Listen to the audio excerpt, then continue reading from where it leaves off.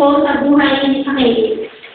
Sa bayan ng Jericho, ay may isang lalaking maliit na nangangalang Zacchaeus. Na ang kanyang sapato ay mamigay sa mga. Wala siyang pinabalampas kahit sino. Habang saan ay nakita niya si Bulag na nangamalibong. Nilapitan niya ito at mula sa sigla nito ay kumuha siya dito ng karapatang langis na nauuwan nito ng ibigay.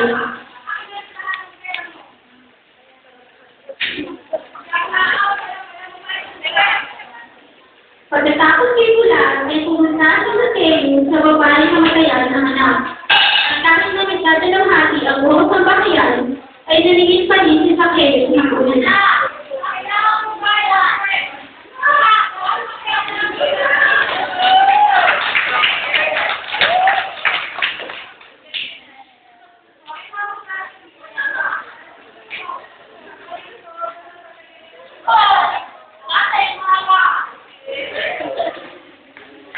Ang sumunod sa pinuntahan ni Zacchaeus ay ang babaeng inaagasan ng dugo. Sa mahabang panahon, ay kadami na rin itong nagastos, ngunit siya hindi makatugpong ng kagalingan.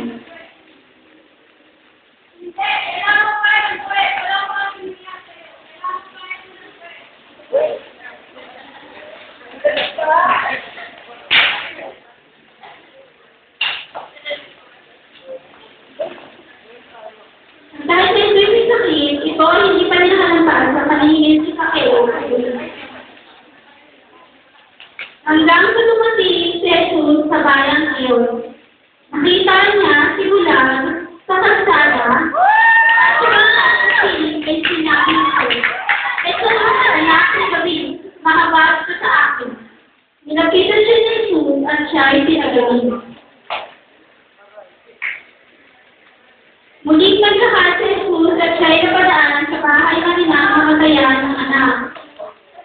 Kung hinapit na lumapit ang ina kay Jesus at dahil sa hapag, ay binuhay ni Jesus at dapat na magaling.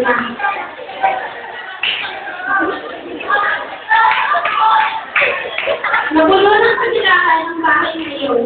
Pagkatapos ngayon, ay narinig si Jesus at siya ay nagpalibukan ng maraming tao.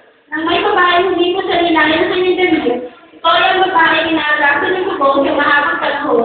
At dahil sa pananampalataya nito, ito ay ganap na bumalik ng kahawakan na kahit ang galit lamang na Jesus.